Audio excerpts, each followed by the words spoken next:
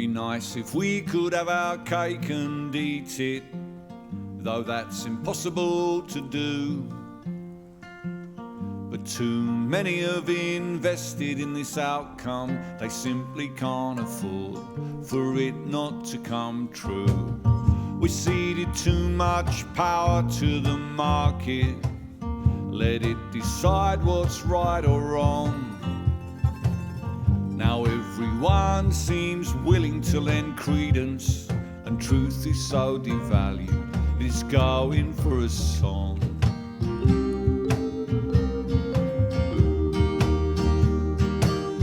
Not everything that counts can be counted. Who holds the markets to account? Not everything that counts can be counted.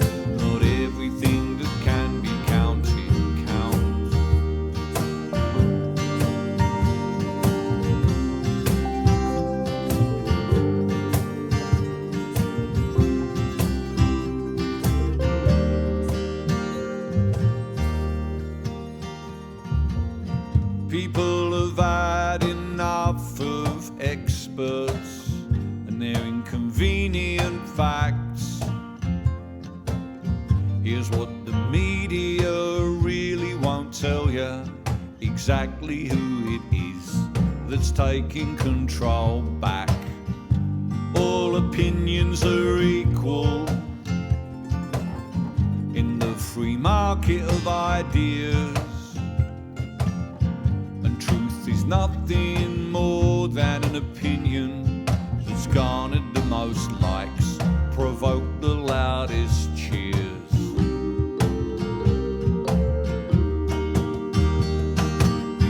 Not everything that counts can be counted. Who holds the markets to account? Not everything that counts can be counted.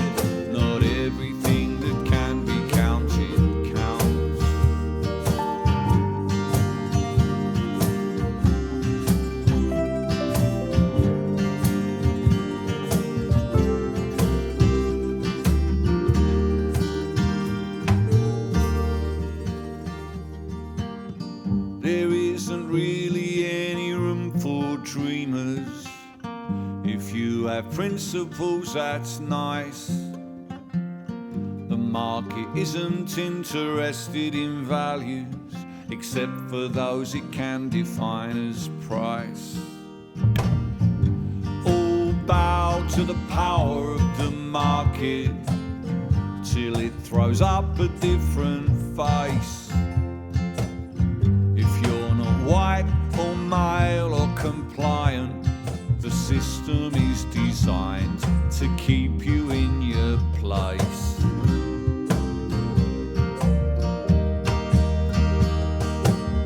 Not everything that counts can be counted. Who holds the markets to account? Not everything that counts can be counted. Not everything that can be counted counts.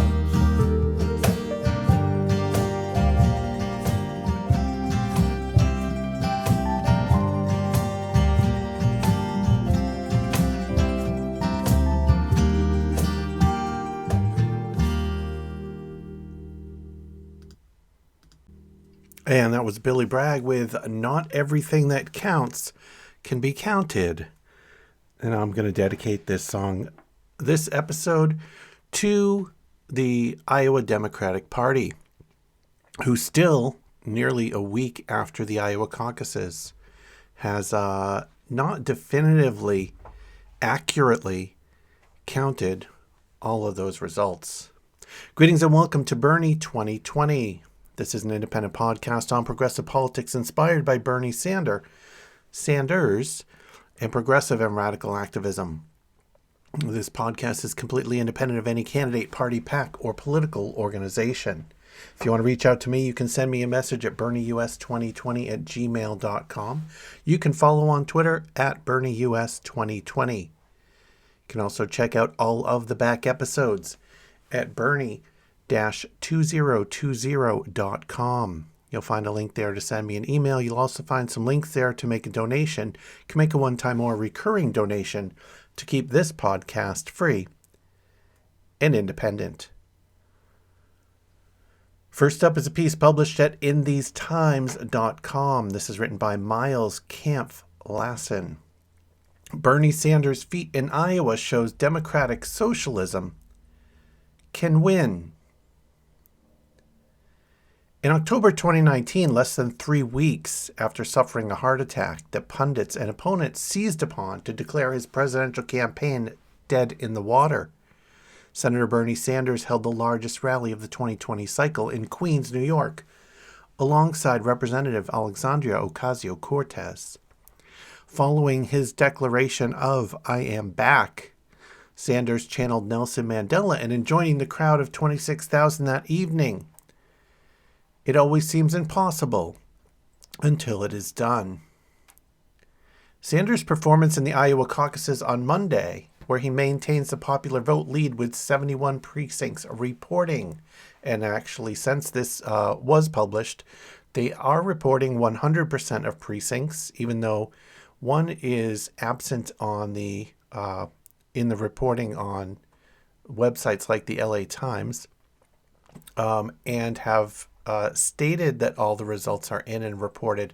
But there are ongoing claims and evidence of discrepancies in that count, including in at least a couple of cases, some precincts that have the wrong totals input into the results on the Iowa Democratic Party page.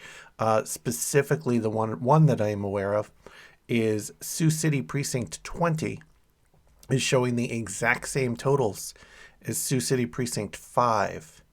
And those totals appear pretty clearly to be the totals for Precinct 5, because evidence from reporters who were at Precinct 20 state that Bernie Sanders won 50% of the votes on the first round.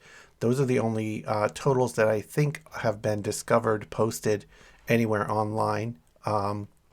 So there are clear anomalies in the data, and the results are so incredibly close between Bernie Sanders and Pete Buttigieg for the delegate count, state delegate equivalents, or SDEs, that it is really too close to call, even though many reporters have stated that Buttigieg has won based on SDE count. Reporting or news organizations like Associated Press have not called that election. So it depends on whether there will be actual recounts throughout the state, how long this might take before we actually, if ever, get an accurate count on the results from Iowa. Throughout the primary campaign, commentators, rivals, and establishment politicos across the spectrum have written off Sanders' candidacy, treating it as an afterthought, or, more recently, as an annoyance to swat away. Despite the Iowa Democratic Party's bungled reporting of caucus results, which show Pete Buttigieg narrowly leading in state delegate equivalents, Sanders is currently on top by over 1,300 votes. And in the end, that rose to about 2,500 votes.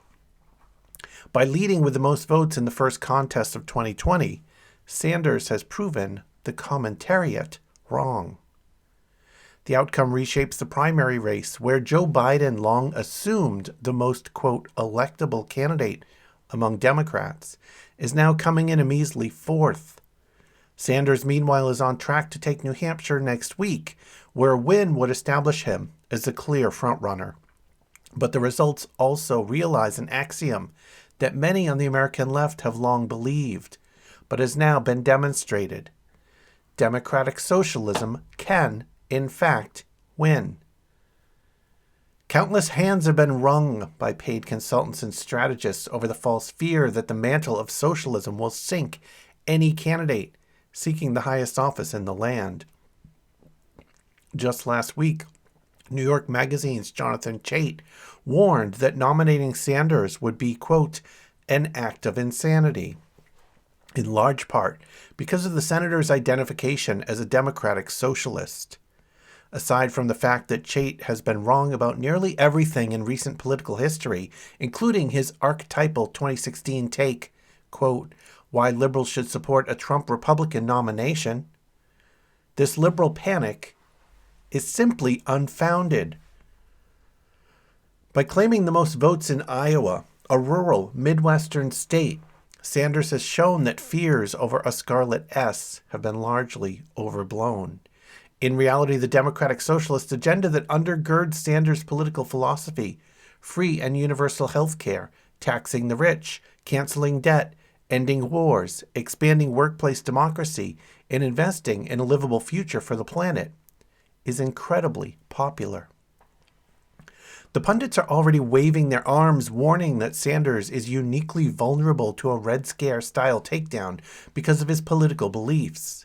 On Monday morning, MSNBC host Chris Matthews compared Sanders' campaign to George McGovern's failed 1972 presidential bid, saying the Democratic frontrunner reminds him of, quote, some old guy with some old literature from this socialist party or that, as if Sanders was more akin to a leafleter for the Revolutionary Communist Party than a U.S. Senator first elected to Congress 30 years ago. And on a side note, since this story has been written, Chris Matthews also compared a Sanders ascendancy to the presidency with a risk of someone like himself in the media being beheaded in the town square. So Chris Matthews is more than a bit unhinged on this point. Meanwhile, at The Atlantic, neocon David Frum proclaims that, quote, Bernie can't win, referring to him as, quote, a Marxist of the old school of dialectical materialism from the land that time forgot.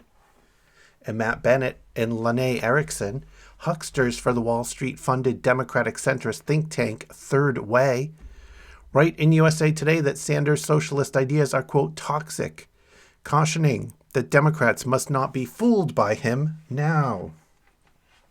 Even Biden himself, reeling from a disastrous finish in Iowa, is joining in on the swipes. On Wednesday, Biden said, quote, if Senator Sanders is the nominee for the party, every Democrat will have to carry the label Senator Sanders has chosen for himself. He calls him, and I don't criticize him, he calls himself a Democratic socialist. Well, we're already seeing what Donald Trump is going to do with that.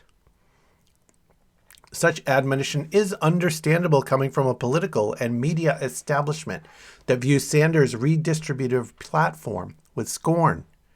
Their concern over, quote, electability really just masks their ideological opposition to Bernie Sanders' political project. But that doesn't make their claims correct. Majorities of young people, women, and Democrats all now say they prefer socialism over capitalism. And survey results from Data for Progress show that in a general election matchup, Sanders' identification as a socialist would not be a liability against Trump. Interestingly, the results indicate that Sanders performs better against Trump when he's identified as a socialist and the president as a billionaire versus Democrat and Republican, respectively. As Vox concludes from the study, quote, tagging Sanders as a socialist did not seem to undermine his campaign. University of California political scientist Gabriel Lenz's research has shown that in general voters, quote, adopt their preferred party's or candidate's position as their own. As a result, voters are less likely to be turned off by a candidate identifying as socialist if they generally agree with or approve of that candidate.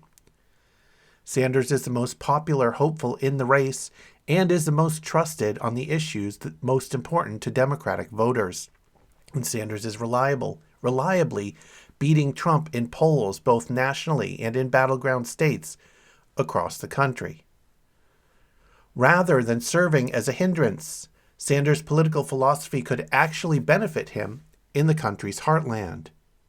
Chicago City Council member Carlos Ramirez Rosa, himself an outspoken democratic socialist, writes in NBC News that, quote, far from being allergic to socialism and class struggle, the Midwest has always been a region steeped in it, even leading the way. By positioning himself as a candidate of and for the working class, Sanders has won the backing of low-wage workers and young people of color, constituencies that will be key to winning the White House in November. In many ways, Trump's perfect foil is Bernie Sanders, the son of an immigrant family who grew up poor, has been consistent in his political beliefs his entire life, and has made workers the center of his campaign, and billionaires like Trump the enemy. The threat Sanders poses to Trump has been raised by none other than Trump himself. Leaked audio from a 2018 phone call showed Trump expressing relief that Hillary Clinton chose Senator Tim Kaine rather than Sanders for her vice presidential nominee in 2016. Quote, had she picked Bernie Sanders, it would have been tougher.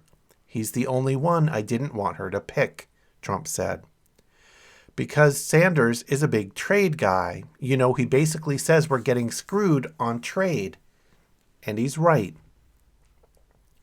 So if Sanders does indeed have a real shot at beating Trump, why are so many in the Democratic brass sounding alarms over his rise? It could have something to do with the fact that Sanders has made the corporate wing of the Democratic Party his foe ever since he launched his first presidential campaign in 2015. In June 2019, third-way President John Cohen called Sanders, quote, an existential threat to the future of the Democratic Party. More recently, centrist guru Rahm Emanuel said on ABC's This Week, the fact is, one of the threats to the party right now is a rupture in the core. A rupture in the core of the corporate-centric Democratic Party establishment that Emanuel represents is exactly what a Sanders presidency promises, which is the reason moderates like John Kerry are opening the door to jumping in the race to stop Sanders if his momentum continues to grow. Such gambits give lie to the idea that party insiders are interested in representing the democratic will of the people. Instead, they want to protect the neoliberal consensus that has dominated the party for the last 40 years and which Sanders' campaign threatens. Donald Trump has already laid out his strategy for the coming general election. Quote, a vote for any Democrat in 2020 is a vote for the rise of radical socialism and the destruction of the American dream, Trump said at a rally in June 2019. And in Tuesday night's State of the Union address, Trump proclaimed, quote, socialism destroys nations, but always remember, freedom unifies the soul. Trump is running against socialism, that much is clear. That game plan won't change whether or not Bernie Sanders is a Democratic nominee. But Sanders boasts an asset that no other Democrat running can claim. He knows how to explain and defend democratic socialism in a way voters can understand. At January's Democratic debate in Des Moines, Iowa, CNN's Abby Phillip asked Sanders if his description of himself as a democratic socialist would serve as a handicap. Sanders responded, quote, my democratic socialism says healthcare is a human right. We're going to raise the minimum wage to $15 an hour. We're going to make public colleges and universities tuition free. We're going to have a Green New Deal. That is what democratic socialism is about, and that will win this election. In a widely touted speech last summer, Sanders explained that in contrast to demagogues like Trump, who, quote, meld corporatist economics with xenophobia and authoritarianism, his democratic socialist vision seeks a higher path, a path of compassion, justice, and love. Achieving that higher path means rejecting the kind of market fundamentalism that has dominated U.S. politics for decades, pitting working people against each other to fight over scraps while oligarchs grow their fortunes and fortify their political influence.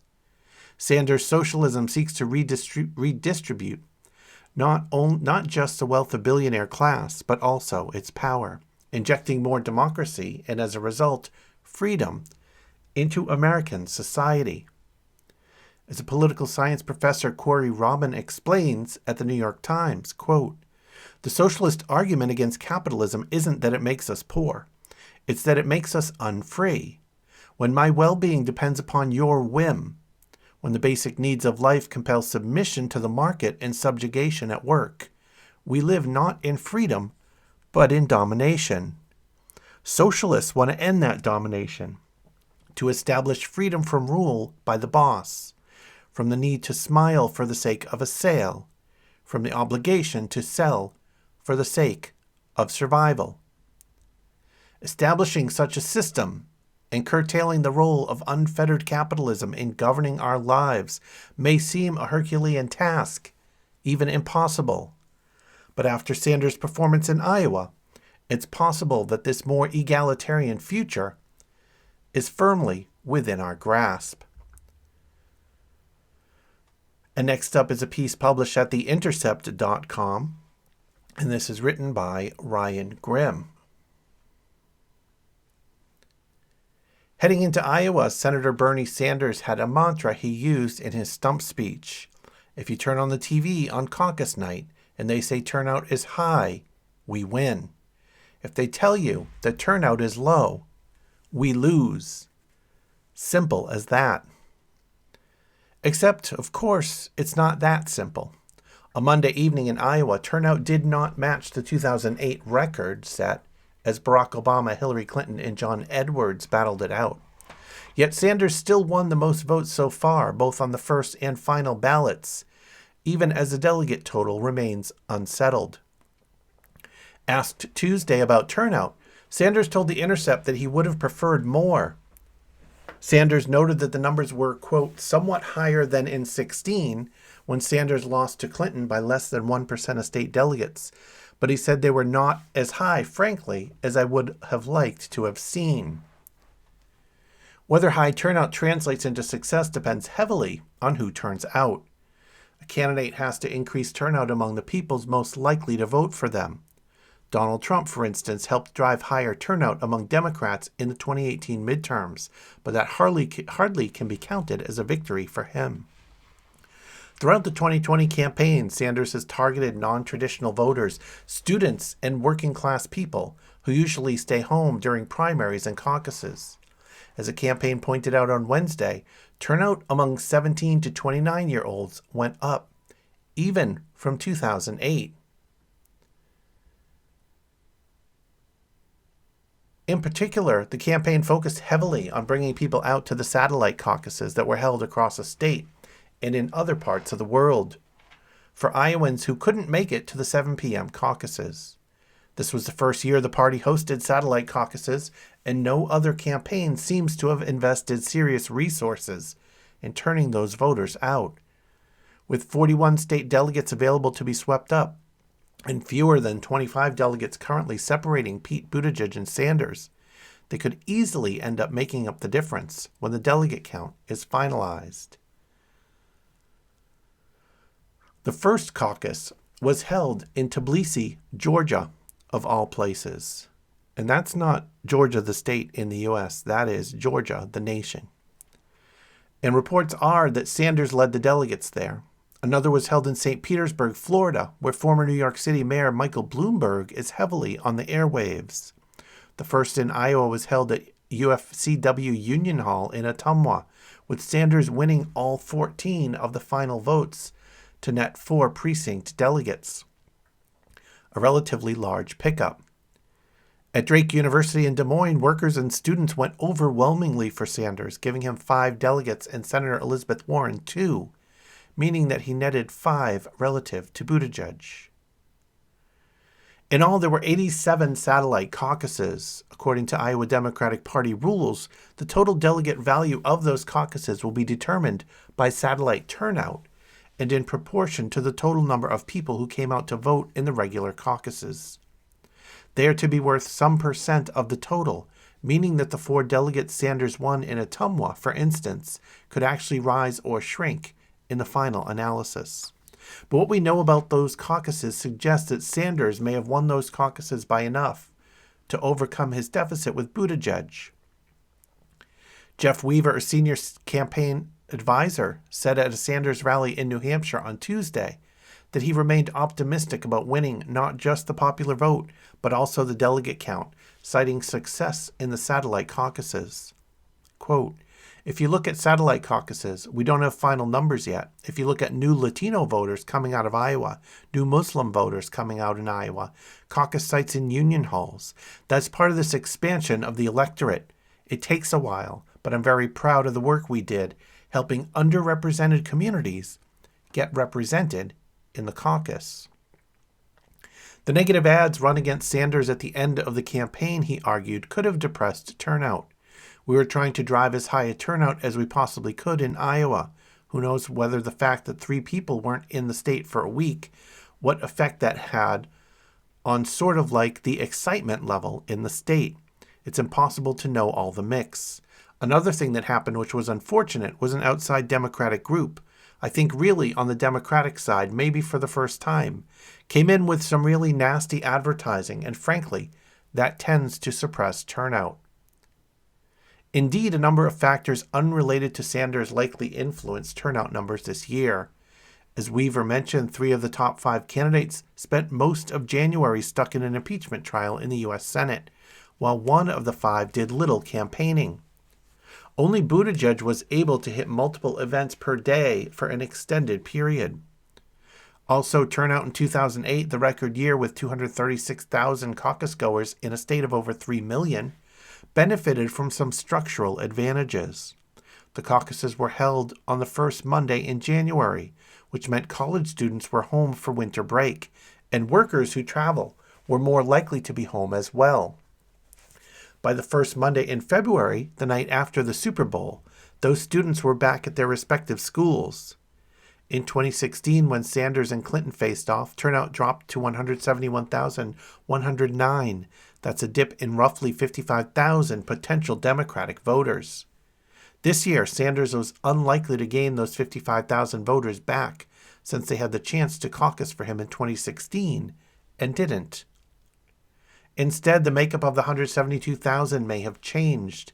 At a largely black working-class precinct in central Des Moines, held at King Elementary School, Joe Biden had a level of support that was startling in comparison to his healthy polling numbers among African Americans. Of the 133 caucus goers at Precinct 36, Sanders won 69, more than half, while Biden was backed by just 25%. After a long struggle, Warren supporters were able to persuade enough Buttigieg backers to join them to barely hit the 15% threshold. Working to turn out voters is no guarantee of victory, but in a close election, it can make all the difference. Next up is a piece published in Vanity Fair, written by Peter Hamby. Get a grip, Bernie bedwetters. His message and media machine could be potent against Trump. The Bernie bedwetting has reached full-blown rubber sheet mode, with Bernie Sanders hanging on to a slim polling lead in Iowa and an even bigger one in New Hampshire. Panicked Democrats are sounding the alarm that Bernie Sanders could surf a wave of unstoppable momentum all the way to the Democratic National Convention in Milwaukee. Nominating Sanders to run against Donald Trump would be, quote, an act of insanity, according to New York Magazine's Jonathan Chait. Dems tormented over how to stop Bernie, read a recent Politico headline, which quoted Rahm Emanuel, the high priest of boardroom centrism, proclaiming with authority that Sanders will repel swing voters. The New York Times cited Bonnie Campbell, a longtime supporter of Hillary Clinton and now Joe Biden, talking about Sanders as if he was infected with the coronavirus. Quote, I can tell you, I hear from friends and colleagues who say, oh my God, what are we going to do if Bernie wins? Campbell said, sounding haunted. The concerns are understandable. Nominating a socialist as a major party nominee for president would mark an extraordinary break from tradition and over 100 years of faith in the idea that the United States is fundamentally not a socialist country. Several of Sanders' signature policies, like decriminalizing border crossings and replacing private insurance with a government-run Medicare for All system, are deeply unpopular.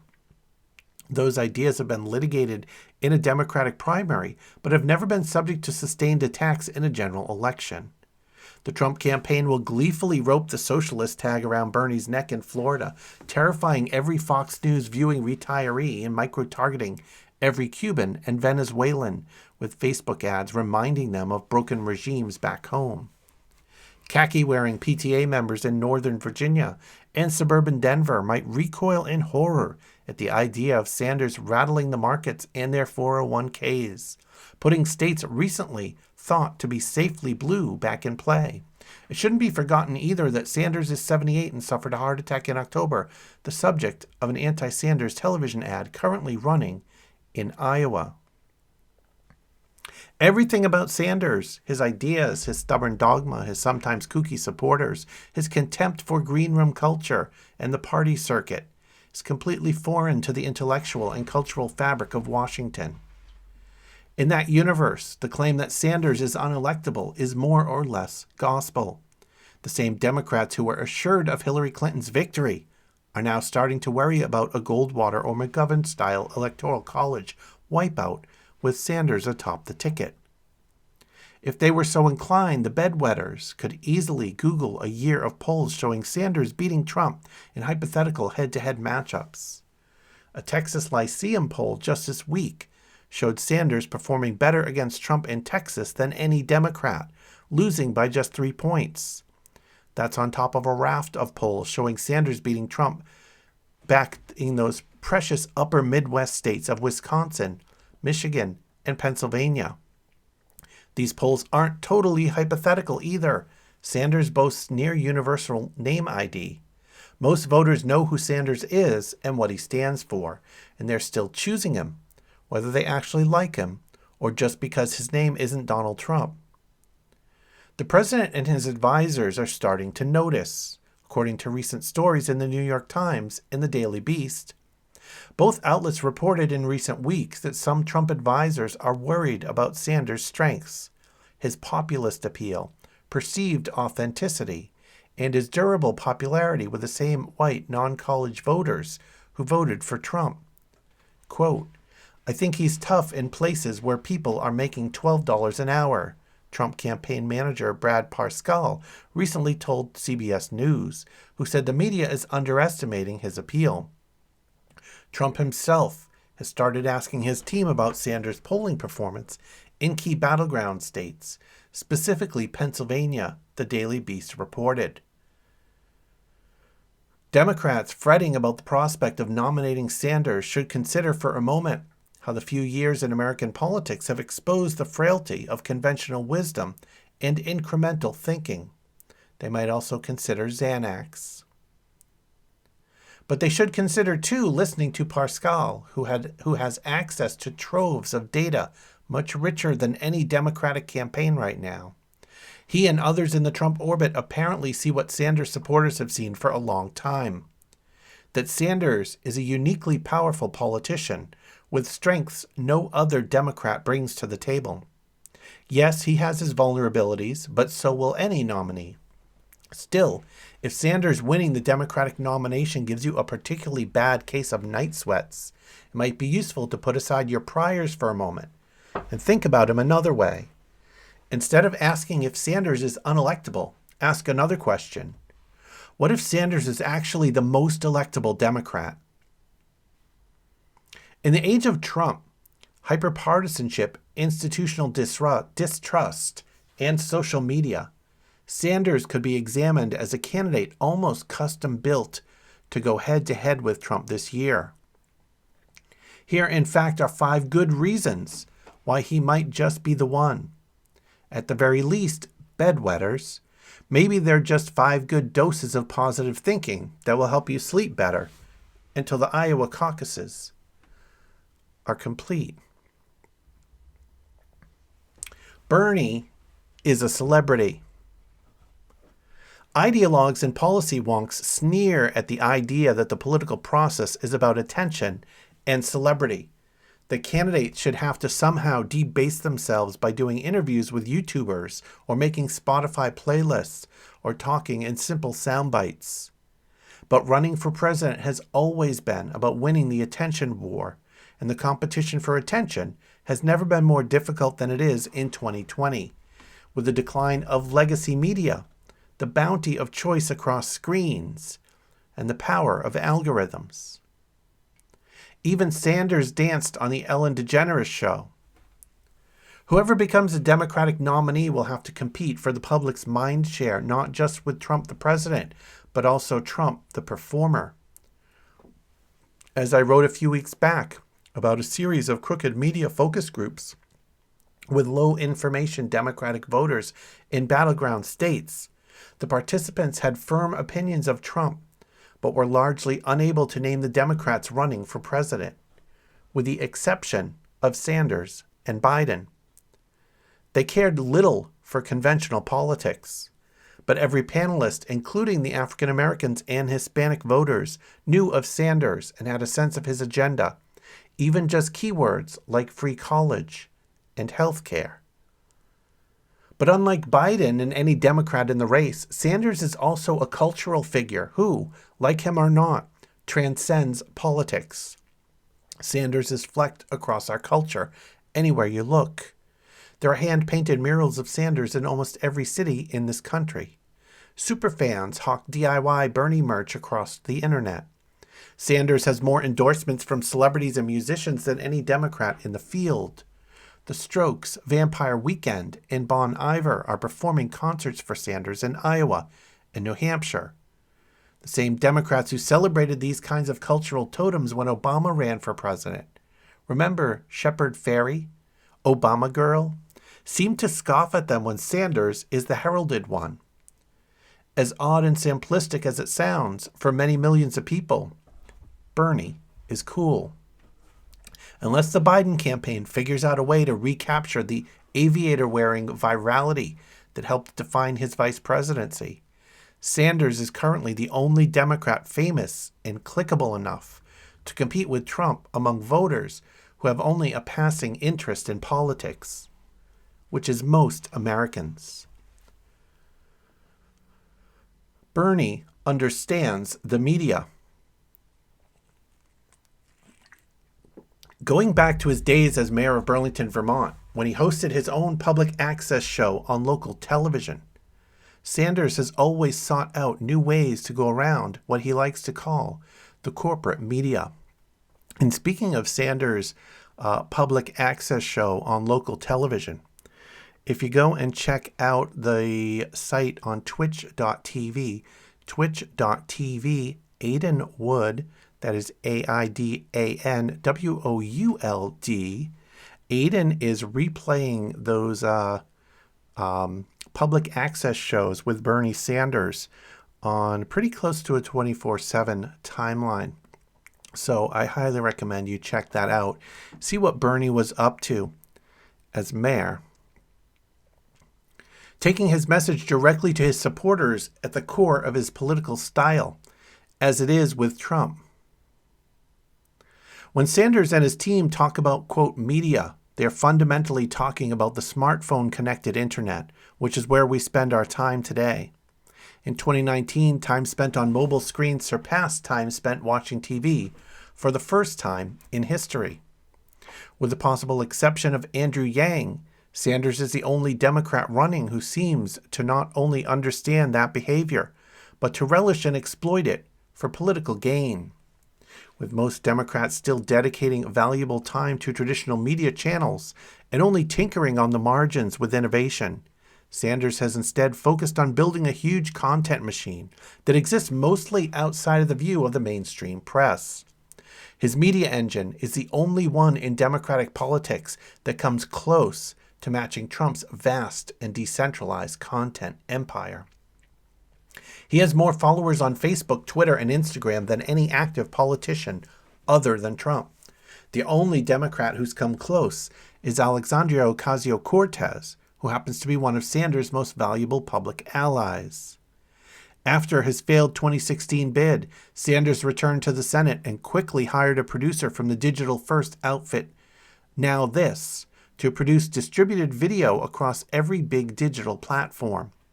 Views of his Facebook live streams regularly climb into the millions. Streams of his Iowa campaign tour last week were watched by a combined 3.3 million viewers. Sanders clearly loves it. Quote, "The idea that we can do a town meeting, which would get a significantly larger viewing audience than CNN at the time, is something I would not have dreamed of in a million years a few years ago," Sanders told reporter Gabrielle De Benedetti in 2018. Sanders still plays the TV news game, and you can tell he craves the insider validation that he was deprived of for so many years as a Senate gadfly. But he clearly knows that traditional channels are just one stale slice of the media pie. His decision to embrace and promote the endorsement of podcaster Joe Rogan was met with blowback from politically correct keyboard jockeys who howled on Twitter that Rogan has said transphobic and sexist things in the past. But Sanders shrugged it off. Like Trump, he doesn't much care about elite opinion and hurt feelings. He cares about winning. Sanders' decision to embrace Rogan embodied his belief that non-traditional players with deep and data-rich connections to their audiences now carry more weight than traditional ones do. And importantly, those new actors often reach people who don't usually participate in the political conversation. After the Rogan flap, New York Times technology writer Kevin Roose tweeted that, quote, "The biggest lesson of the Bernie-Rogan conversation is that a lot of people still don't understand how different YouTube politics are from pre-YouTube politics. Sanders and his team are most definitely not in that group." And next up is a piece published at counterpunch.org. And this is written by Jim Kavanaugh. "The party's over. Bernie's last dance with the Dems." And this is a pretty long piece. It is thankfully broken up by the author into the good and the bad. And I'm only going to share with you the good. If you want to hear the bad, you'll have to check it out. Once again, it's published at counterpunch.org, called "The Party's Over. Bernie's Last Dance with the Dems." The good. I wrote 6 articles about Bernie Sanders' campaign during the 2016 primary. As everyone keeps saying, Bernie is a paragon of consistency. So my understanding of him stands unchanged. The political situation in 2020 is, however, significantly different. It has opened up new possibilities for the Sanders campaign. On the eve of the first primary vote in Iowa, let's consider what those possibilities are and where this campaign is taking its constituents in the Democratic Party. Bernie himself is the same as he ever was. A moderate welfare state social democrat, not a socialist or even anti-capitalist. Anti-war with an historically anti-imperialist, but now imperialist accommodating tinge. Nominally independent, but functionally an auxiliary Democrat. Fiercely critical of Republicans, but stubbornly shy about criticizing Democratic colleagues. He is also, I think, honest and trustworthy. You can see that he takes and fights for the positions he does because he believes in them, not because he is opportunistically pandering to a specific audience segment or to the donor class. To be clear, even though from my decidedly more leftist socialist point of view, I have no illusions about Bernie's faults, and was pretty ruthless about them in those 2016 essays. I hope he wins and will vote for him. Indeed, I changed my registration in New York to vote for him in the Democratic primary, and I would certainly vote for him in the general.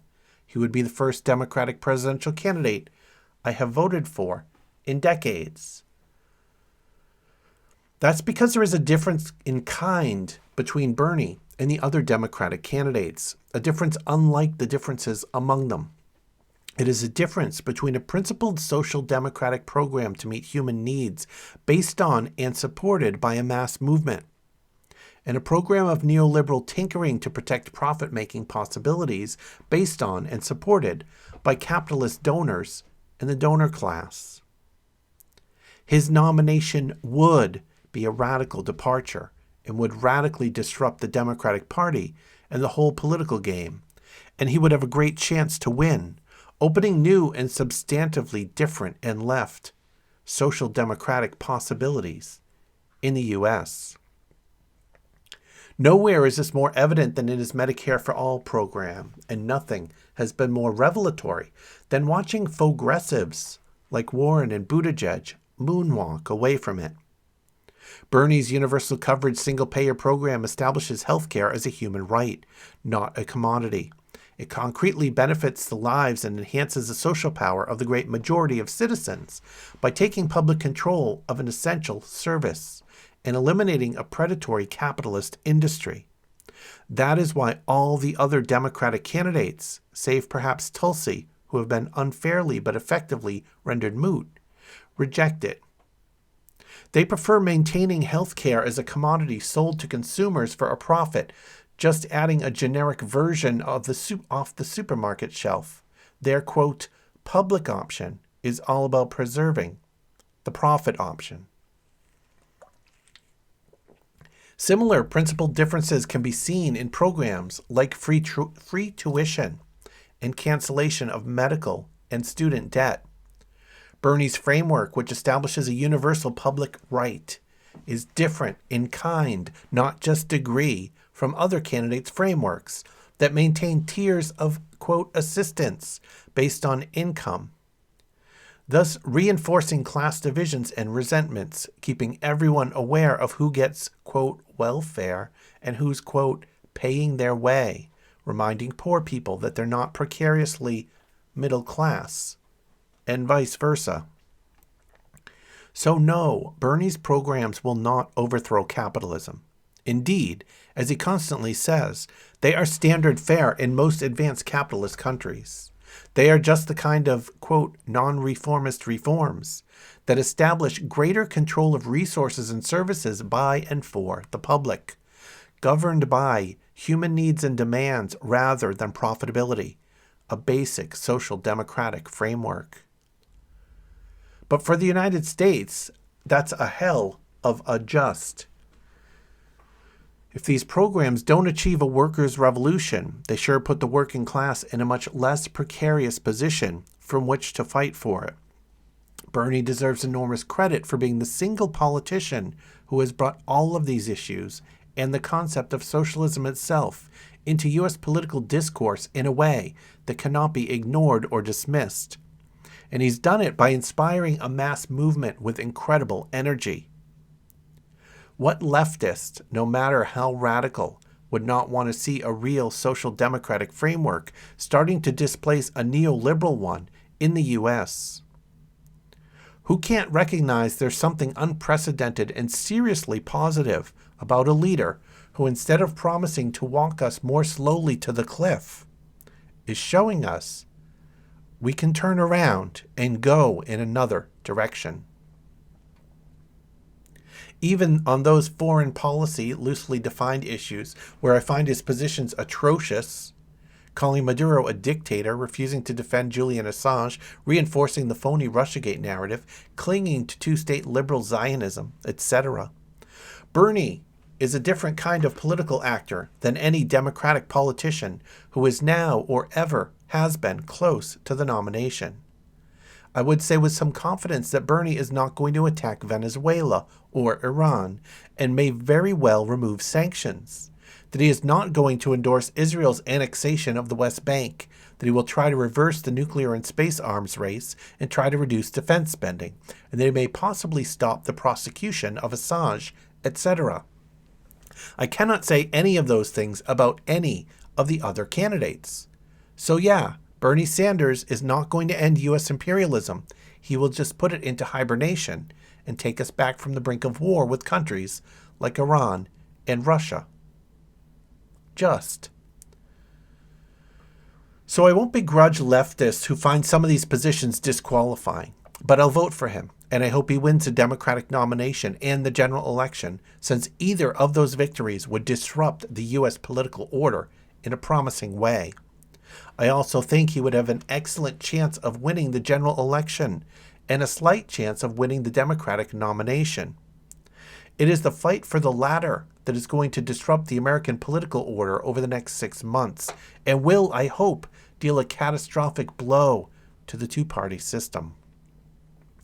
To win the Democratic nomination, Bernie Sanders would have to have a majority of pledged delegates going into the Democratic convention, which is highly unlikely. The value of my left vote in that context is to make sure that Bernie Sanders goes to the convention with as big a plurality of delegates as possible.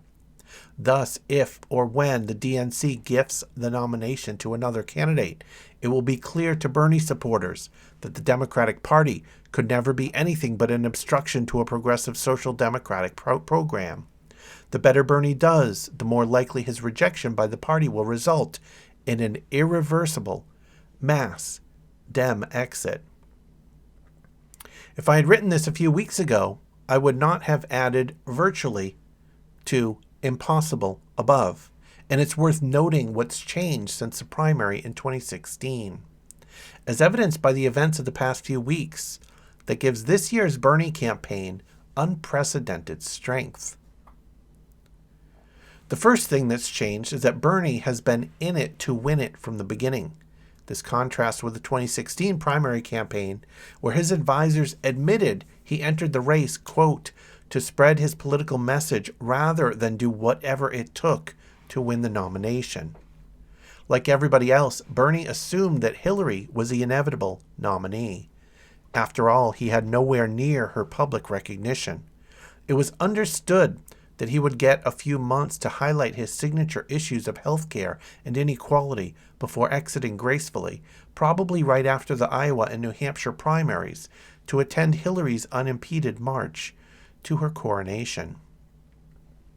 It was only after his virtual tie in Iowa, 49.8 to 49.6%, and surprise blowout win in New Hampshire, 60% to 37%, that his campaign shifted into the higher gears of contention. But he was still having to make up ground against a well-known party luminary with widespread support among the party constituency, and with a highly experienced and well-financed political machine that had been prepared for years. Hillary's victory was assumed by everybody, including the Bernie camp, at the outset and throughout the campaign. That's a main reason Hillary is so pissed off at him for not dropping out earlier. Bernie was definitely a sheepdog in 2016 because he herded good and sincere progressives into the establishment Democratic Clinton campaign. But he was also an underdog who, like most of his supporters, knew and was primed to accept the outcome as inevitable from the beginning. Bernie enters the 2020 primary campaign under entirely different conditions. There is certainly no inevitable candidate. Bernie has public recognition, a base of support, and a campaign organization at least as good as anyone else in the race, as well as a fundraising capacity that is nothing short of spectacular. He's riding on a larger wave of disgust among the Democratic constituency, with all the party establishment's political and policy failures, including Hillary's inability to defeat Donald Trump, that has already brought insurgent progressives like AOC to the fore. He comes in as the guy with the bold progressive policies, in relation to which every other candidate must define themselves, usually by pretending to agree with them and concocting some hollowed-out ersatz version thereof. There is certainly no inevitable candidate that impedes him. If anything, he enters the race in the strongest position. As the campaign has progressed, he has certainly become stronger, while most of the new cool kids, Beto, Kamala, Booker, have fallen by the wayside. Most pleasing to me were the unintended effects of Elizabeth Warren's various maneuvers, starting with her moonwalking away from her oft-stated support of Medicare for All, and culminating in her foot shot stunt, accusing Bernie of dismissing the possibility of a woman becoming president, and oh so cleverly putting herself in a tight either he's lying or I am box. All of this triangulating, pandering, and betrayal helped many well-meaning progressives see what many of us have been trying to get across for years. That Warren is not at all a bird of Bernie's feather, but a creature of an altogether different, serpentine order. It is now quite clear that Bernie is the only real progressive candidate in the Democratic race. With Warren nicely slip-sliding down in the polls, Bernie is also now alone in the top tier with Joe Biden. Problem is, Joe Biden is a compulsive liar and fabulist, as Sean King demonstrates in a devastating analysis and Twitter thread. It's a lifelong pattern. He really can't stop himself from lying in the most transparent and self-destructive ways. Quote, creating entire fictional storylines to impress white liberals and connect with black voters. He continues to this day repeating false stories about his heroic activities in the civil rights movement that he admitted 30 years ago were lies. Joe's zombie lies. It's the same pattern with his lies about his stances on the Iraq War and Social Security.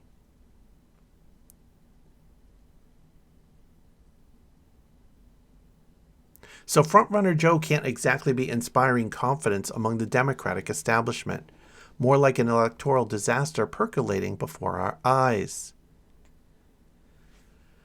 As I write, Bernie is now a clear favorite in Iowa and New Hampshire, likely to be coming out of those contests in a couple of weeks with at least one strong win, the lead among diverse swaths of the electorate, and a huge cash war chest.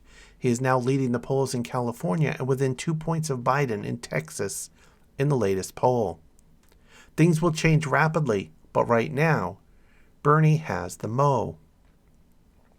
Furthermore, the new 15% rule that Democrats created to advantage to the early frontrunner, whom they never imagined would be Bernie, is now working in his favor. Under that rule, delegates are allocated only to candidates who receive at least 15% of the vote. That is going to make it hard for third place and very hard for fourth place and below finishers to get delegates. The second string moderates, Warren, Buttigieg, and Klobuchar, are all right now struggling to hit that 15% mark. One New Hampshire poll has nobody but Bernie over 15%.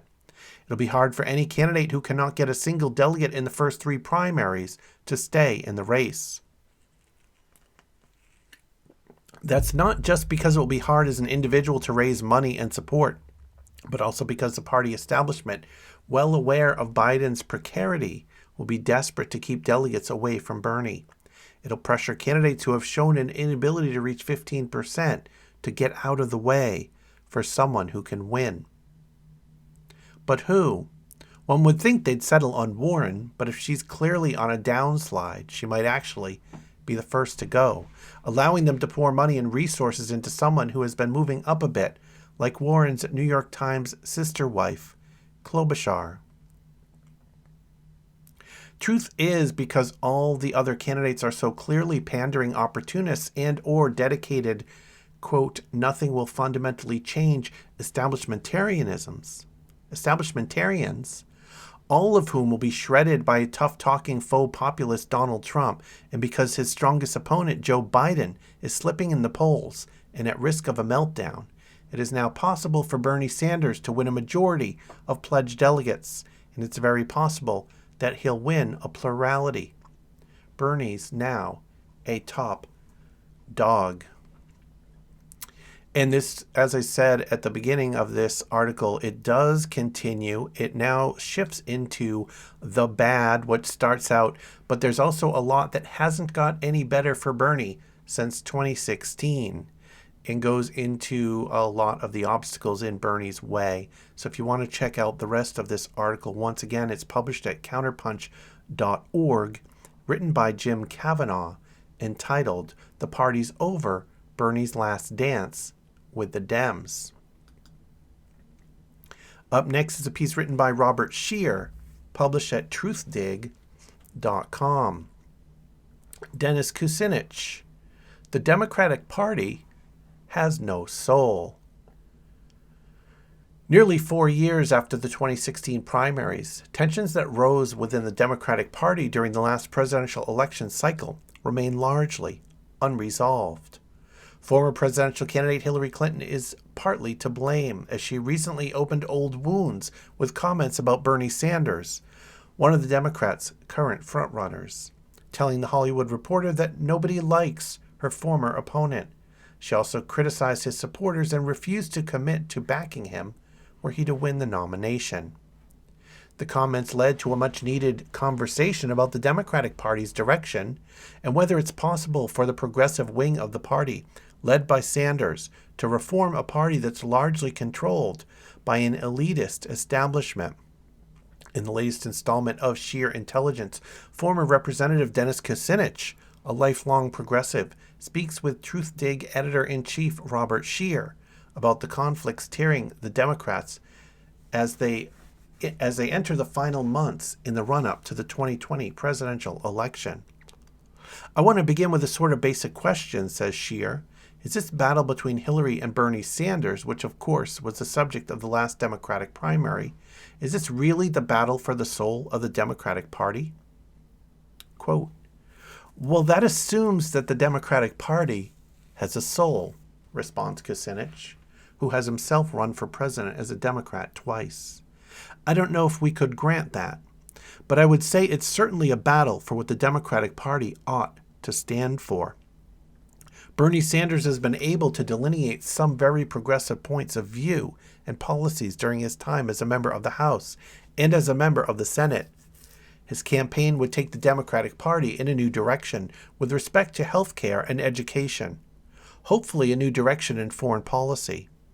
And Hillary Clinton, you have to remember, has been a singular spokeswoman for the national security state and for war. To the former congressman who served alongside many of the Democrats currently running for president, his party began to lose its direction quite a long time ago. Quote, at its apex, the Democratic Party has been, for the last 30 years, the party of plutocracy, he asserts. Kucinich goes on to highlight the policy failings that have spanned recent decades, including the Financial Services Modernization Act, the Commodity Futures Modernization Act, NAFTA, and perhaps most importantly, the bailout of banks after the 2008 financial crash, all of which left communities across the U.S. economically devastated. Quote, you know, I'm talking to you from Cleveland, Ohio, which was the epicenter of the subprime meltdown, where no-doc and low-doc loans were circulated primarily in African-American communities and in poor white neighborhoods. And the whole place looks like a bomb hit it, because you have neighborhoods that are just destroyed. And this was a bipartisan effort, by the way, so the Democratic Party has failed to distinguish itself since the days of the policies of FDR.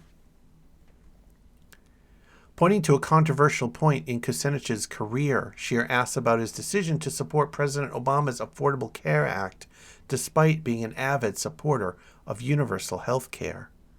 Quote, I remember a moment when you had kind of a divisive vote on Obamacare, and that had to do with the public option, says the Truth Dig editor-in-chief. Do you want to discuss that a little bit? Because that really goes to what the party can do when it demands loyalty.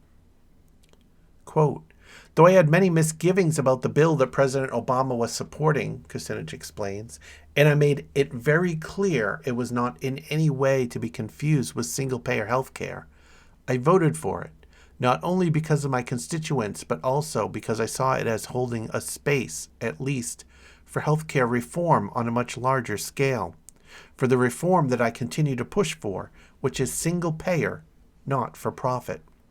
But look, I never had any illusions about what was going to happen once that passed, and that the insurance companies would cash in, and that the pharmaceutical companies would continue to cash in, as they had under Bush.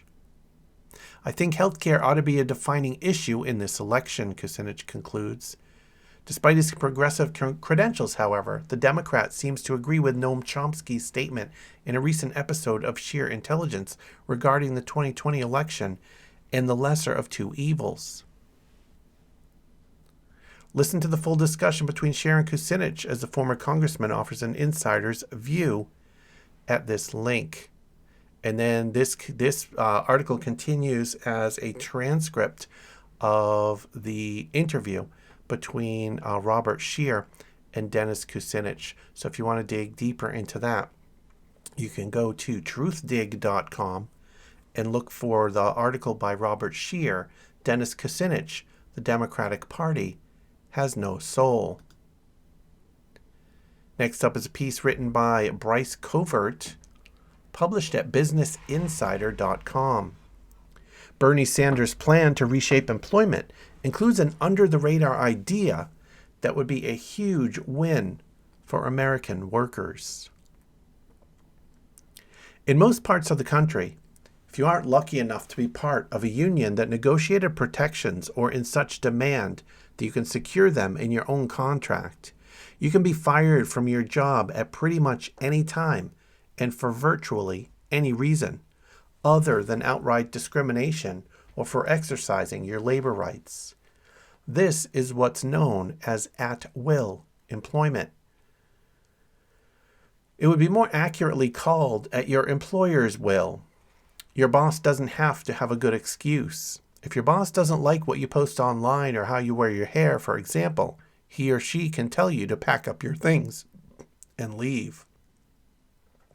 At-will employment gives a significant upper hand to the country's employers, but Democratic presidential candidate Senator Bernie Sanders wants to change that dynamic. As part of a plan focused on workers and labor rights, Sanders called for a national law mandating that employers can only fire employees for just cause, or in other words, only for good reason. American employers hold a lot of power over today's workers. While Sanders' idea wouldn't completely balance the scales, it would give the workers' side a little more weight. The reassurance that if they perform their jobs adequately, they can't just be fired arbitrarily. Behemoth corporations hold a lot of sway in today's economy. Virtually every industry has been concentrating since the late 1990s, which has given companies monopsony power and left workers with fewer employment options. As the pool of companies dwindles, workers have little choice but to settle for the terms and conditions offered by the biggest employers, so those employers can keep pay and benefits low. In the most concentrated sectors, wages have been suppressed. Concentration has also meant that there are between 5% to 18% fewer jobs than there otherwise would be. This could be one explanation for why, even in today's hot labor market that's driven unemployment consistently below 4%, wage increases are still lagging well behind past economic expansions and have struggled to keep up with inflation. Despite some marginal gains, employers have also been slow to increase benefits like retirement or time off. A quarter of workers can't even have a say over their own schedules. At the same time, unions, the biggest source of workers' balancing power, have been dwindling. As of 2018, just 10.5% of the workforce was in a union, compared to over 20% in the early 1980s. Plenty of evidence has found that strong unions help keep income inequality at bay and ensure that the spoils of economic growth get shared with the workers who generate it. The guarantee that workers can't be fired for any arbitrary reason wouldn't shield them from all of the headwinds they face, but it would offer a bit of respite. Under Sanders' plan, workers wouldn't be at the mercy of employers' whims and could rest assured that as long as they perform their jobs adequately, they can expect to continue receiving a paycheck. Critics of this idea argue that if employers have to come up with a justified reason for firing their employees, they'll be afraid to hire anyone at all, particularly more marginalized or less skilled ones, because then they might be stuck with them. Quote, "Security isn't free," the Cato Institute's Ryan Bourne recently wrote. "Making it costlier or riskier to fire people also makes it riskier to hire them." But every just cause requirement that ensures employers have to have good reason to fire workers also includes stipulations that they can still be fired for, quote, "personal reasons," bad job performance, as well as something like harassment or discrimination, as well as economic grounds like mergers or mass layoffs. It doesn't mean firms can fire anyone, but that they have to have a justification for it. It doesn't mean that firms can't fire anyone, but that they have to have a justification for it. Most just cause requirements are also exempt new hires on a probationary period. Companies can still take a risk on someone and find out that it doesn't work. It's on employers then to be clear about what a good job done means and make sure to hire the right person to get it done. They should only fear a just cause requirement if they're unable to properly hire and manage people. Some studies have found that states that go further than baseline federal law to protect workers from unfair firings have sometimes seen a reduction in employment or business growth. These same studies, it should be noted, find that some protections, such as for employees who are merely complying with public policies or good faith protections, meant to shield workers from being fired for satisfactorily performing their duties, have no employment effects, while wrongful discharge protections have been followed by strong employment growth. And Montana, the one state that has banned at-will employment, currently enjoys a lower unemployment rate than the national average. But the beauty of a national standard is its uniformity. All businesses across the country will face the same playing field. Companies need employees. They'll still have to hire people to get the work done. This will just be the new standard under which they do it. The standard other countries, such as Denmark, Finland, Norway, and Sweden, have instituted without decimating employment. There are other ways Sanders could consider protecting workers from unfairly losing their jobs. A National Pregnant Workers Fairness Act, which would require employers to work with pregnant employees to accommodate their needs rather than dismiss them, would offer assurance to people who are still regularly fired or forced out. A national requirement that employees pay employees severance in the case of layoffs, as in a groundbreaking New Jersey bill, could make it less attractive to cut costs by simply firing people. Losing your job is no joke. A paycheck is a lifeline. So are workplace benefits like health care. The ability to fire someone shouldn't be taken lightly, nor should it be something that can be done on a whim. Eliminating at-will employment is one way to give hardworking employees more protection and power. And next up, a piece published at theintercept.com written by Natasha Leonard. Yes, a progressive president could cancel student debt on day one by following the grassroots. On Friday, the group Debt Collective began its second mass student loan debt strike. The leftist organizers put student debt jubilee on the map during Occupy Wall Street, and their legacy shines throughout progressive politics. Even serious presidential hopefuls like Senators Bernie Sanders and Elizabeth Warren have taken up the mantle of erasing student debt. The organizers with Debt Collective offer more than just grassroots support for debt forgiveness. The group has come up with an actionable legal blueprint for making it happen, and fast. Quote, "The next president can cancel all student debt on day one," said a statement from the Debt Collective. Congress built a self-destruct button into the heart of the student debt system. This means we could win a debt jubilee months from now.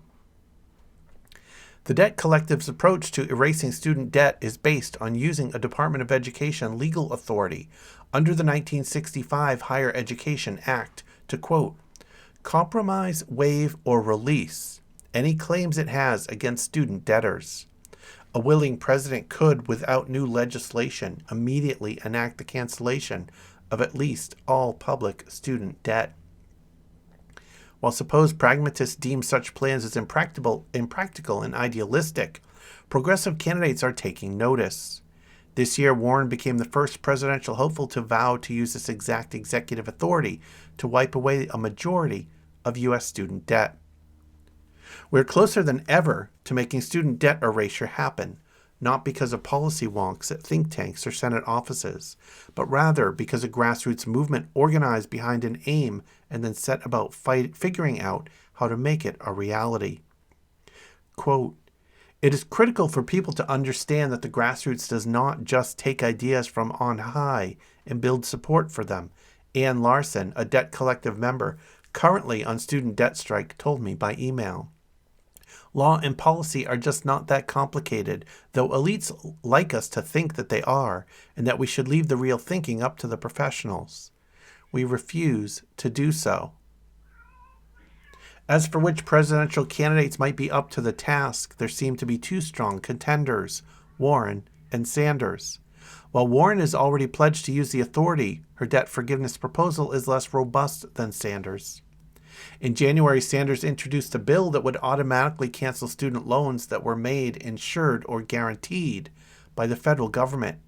The different approaches are unsurprising. Warren has long supported a mode of governance through executive powers.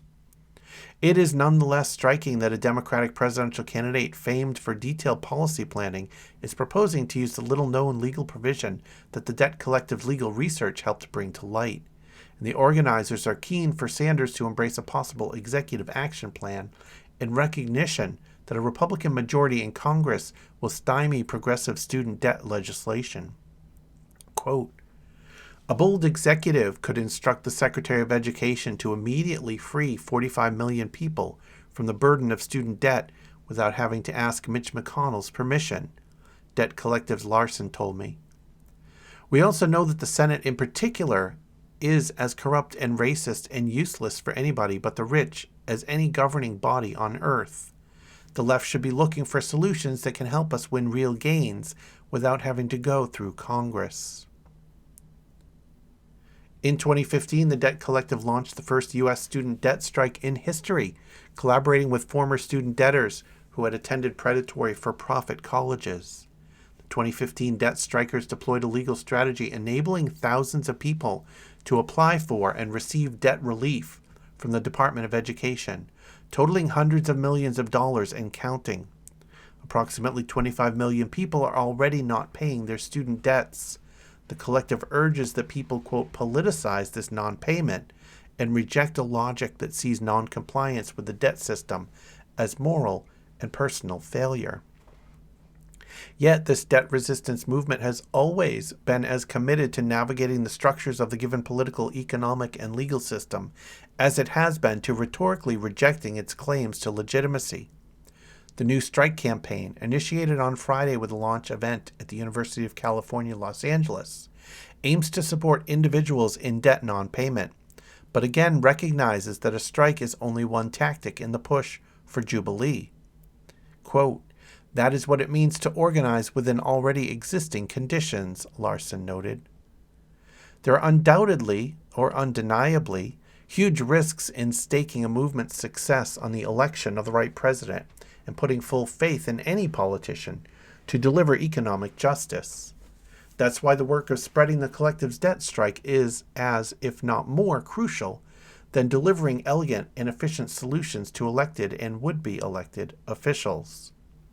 In their two-pronged approach of economic disobedience combined with realpolitik know-how, the movement for debt resistance promotes a politics of critical realism, working within and against a rotten system. As a statement from Debt Collective this week put it, if we leave this up to politicians, it is never going to happen. We need a mass movement to ensure student debt cancellation. But the statement also emphasized that, quote, we need to elect a president who will push the button. And hopefully that button is still there when we do elect a president who would be willing to push that button. But I have read other stories about Betsy DeVos trying to take away that ability of the Department of Education, which she runs, from being able to cancel college debt. And here's a piece written by Alex Henderson from Alternet, but published at rawstory.com. Big Bad Socialism. America already has wildly popular, quote, socialist programs, and even Trump-worshipping right-wingers love them. President Donald Trump knows what buttons to push when it comes to firing up his far-right base. And one of them is decrying, quote, socialism, and is insisting that the Democratic Party has become fully socialist in its ideology. Meanwhile, the term democratic socialism is a badge of honor for Senator Bernie Sanders and his ally, Representative Alexandria Ocasio-Cortez of New York City. But context is crucial. The, quote, socialism that Sanders and AOC champion is really a revival of New Deal, Great Society liberalism. And while both of them are left of center by U.S. standards, neither would be embraced by actual Marxist-Leninists or Maoists. In fact, communist websites have attacked them for not being true leftists. But then neither of them have claimed to be disciples of Che Guevara or Mao Zedong. What they favor is regulated capitalism with a strong social safety net, realizing that the public and private sectors both have their place. And it's possible to favor, quote, socialism in the form of Social Security, Medicare, public parks, the U.S. military, or public libraries, while applauding the private sector when it comes to software programs, Apple products, restaurants, smartphones, IKEA furniture, or hip-hop recordings. One does not rule out the other. Here are some forms of socialism that are wildly popular in the United States. Social Security. One of the many government programs that came out of President Franklin Delano Roosevelt's New Deal, Social Security has been around since 1935. President George W. Bush proposed privatizing Social Security in the 2000s, and the idea was met with a very negative response. Public support for the program remains strong. An NPR PBS Marist poll conducted in 2018 found that 60% of Americans would rather reverse the GOP's corporate tax cuts of 2017 than see the government cut spending for Social Security. And among Democrats, that number jumps to 80%. There is nothing wrong with supplementing Social Security with a private sector retirement plan, such as an IRA, a pension, or 401k. But Social Security is a form of, quote, socialism that Americans still support 84 years after it was implemented. Medicare. In the early 1960s, Ronald Reagan spoke out against the idea of a government-operated health care plan for senior citizens. Socialized medicine, Reagan insisted, would not serve seniors well. But Reagan was dead wrong. Medicare launched in 1965 as part of President Lyndon B. Johnson's Great Society, has been an incredibly popular form of, quote, socialism. Far-right Republicans and Tea Party extremists have advocated privatizing Medicare, claiming that it's ineffective in its present government-operated form. A Harvard School of Public Health study in 2013 found that 72% of Americans still have a favorable view of Medicare. The U.S. military. Americans may agree or disagree with a particular war or military intervention. Frustration with the Iraq War led to the blue wave that the Democrats enjoyed when they recaptured both houses of Congress in 2006. And President George W. Bush described it as a, quote, thumpin'. But whatever disagreements they have over foreign policy, most Americans recognize the value of the armed forces, which, of course, are part of the federal government. And when Republicans insist that they hate all, quote, socialism, but love the military, it's a major contradiction. Public parks. During the summer months, one can gauge the popularity of public parks by seeing how crowded they become. Whether it's Central Park in New York City, Rittenhouse Square in Philadelphia, or Grant Park in Chicago, few urbanites would argue the public parks should be in the private sector instead. Private property obviously has its place. FDR was a strong proponent of making home ownership easier for working-class Americans. But public parks are a popular, quote, socialist program that city governments continue to fund through tax dollars. Medicaid. Along with Medicare, Medicaid was one of the top achievements of the Great Society, and the government-operated program still enjoys widespread support after more than half a century. In April 2017, a Kaiser Family Foundation survey found that a mere 12% of adults in the U.S. favored Medicaid cuts. In that survey, about 40% of adults favored increased Medicaid spending, while 47% wanted Medicaid spending to remain about the same. And that's a very short list of all the things that could be considered socialist that the public at large greatly embrace. You could talk about public education. You could talk about our road and highway systems. You could talk about all kinds of other infrastructure that is in place, that is government funded, that benefits everyone. There's all kinds of things, all kinds of programs that currently exist, and expanding those further. In particular, free college is an expansion of public education. Medicare for all is an expansion of existing Medicare. Those aren't even great new socialist things. Those are simply enhancing, improving, and making sure that those public benefits of those government programs are shared by more people. New Hampshire is coming up as I record this particular episode. It is just a couple days before the New Hampshire primary to find out who will win that particular primary. Hopefully we get some answers and some totals much quicker than we are getting them out of Iowa. And I expect we will, as the voting there is a primary format rather than a caucus, and should not pose the challenges that the caucus counting and reporting posed in Iowa. So here's a last bit on that. Bernie is polling very well in New Hampshire. I think the big risk is that Bernie's consistent, strong polling in New Hampshire could let some people relax with the belief that Bernie will win, and that gives room for some other people to sneak up and outperform.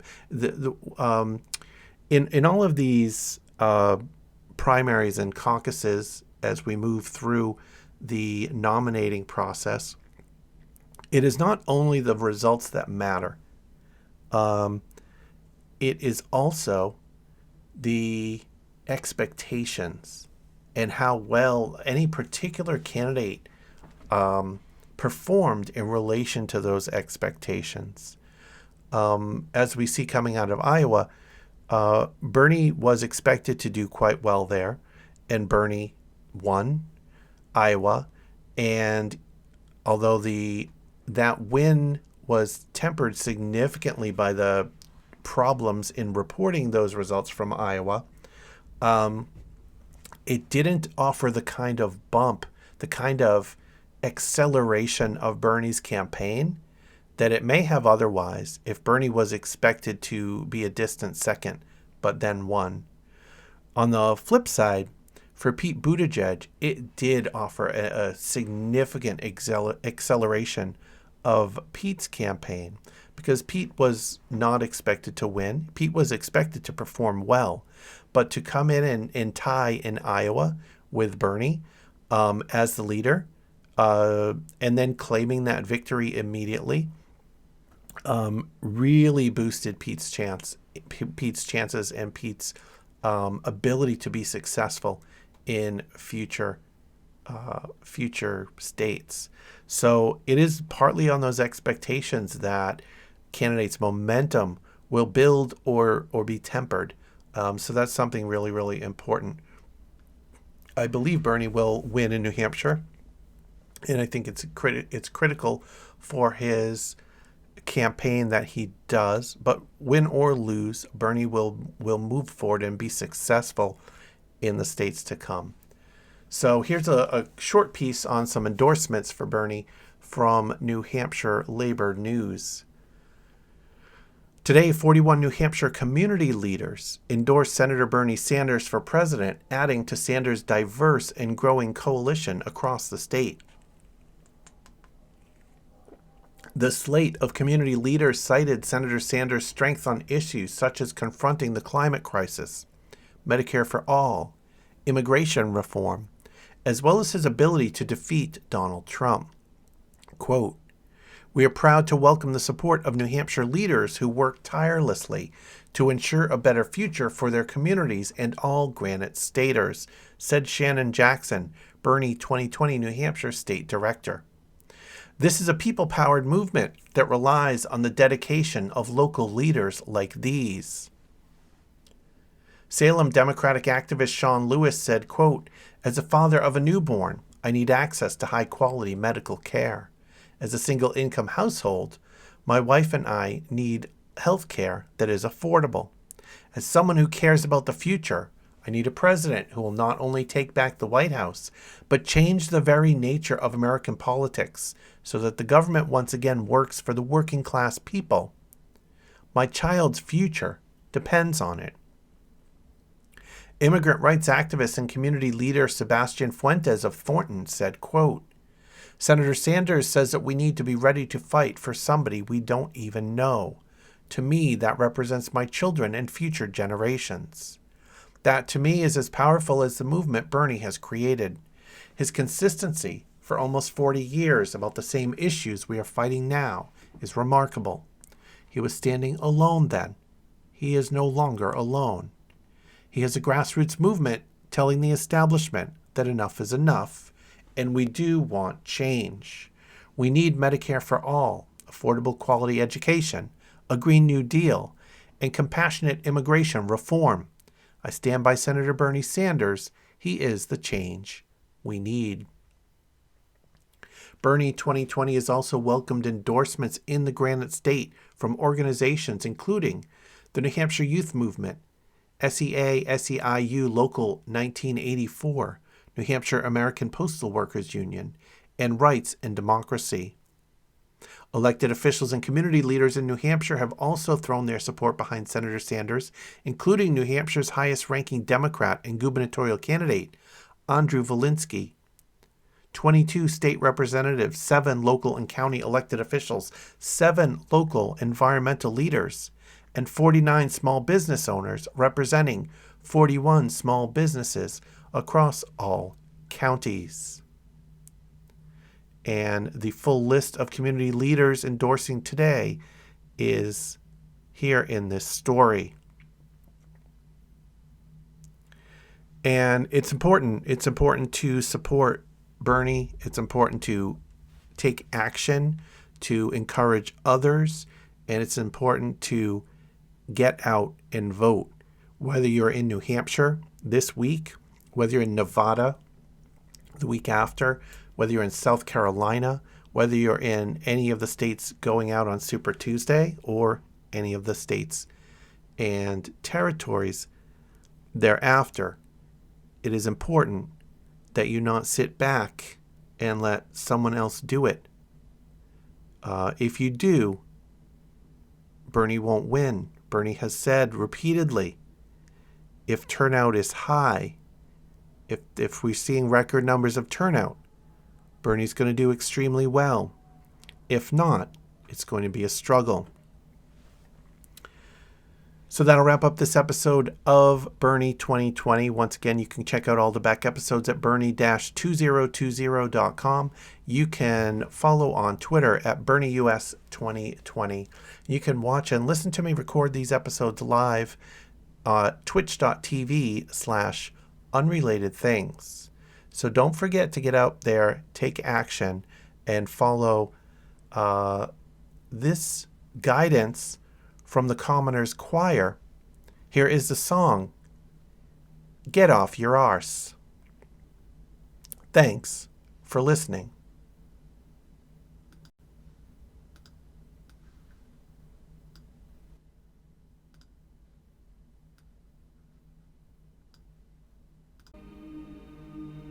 Life is going to start when I find myself living in a proper civilized society where young people stand up when they feel that some injustice is done, because they don't. People don't stand up. They will not stand up. They sit back and they say, oh, this is a great pity, and that's that. So everybody likes the idea of somebody getting up and fighting back, but the trouble is pessimism means that most people think there's no point in being that one. Get off your ass!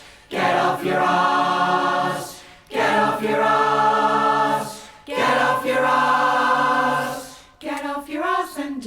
something, get off your arse and do something, get off your arse and do something, get off your arse and do something, get off your arse and do something, get off your arse and do something, get off your arse and do something, get off your arse and do something, get off your arse, get off your arse, get off your arse, get off your arse, get off your knees and stand up, let's get off your knees and stand up, let's get off your knees and stand up, let's get off your knees and stand up, let's get off your knees and stand up.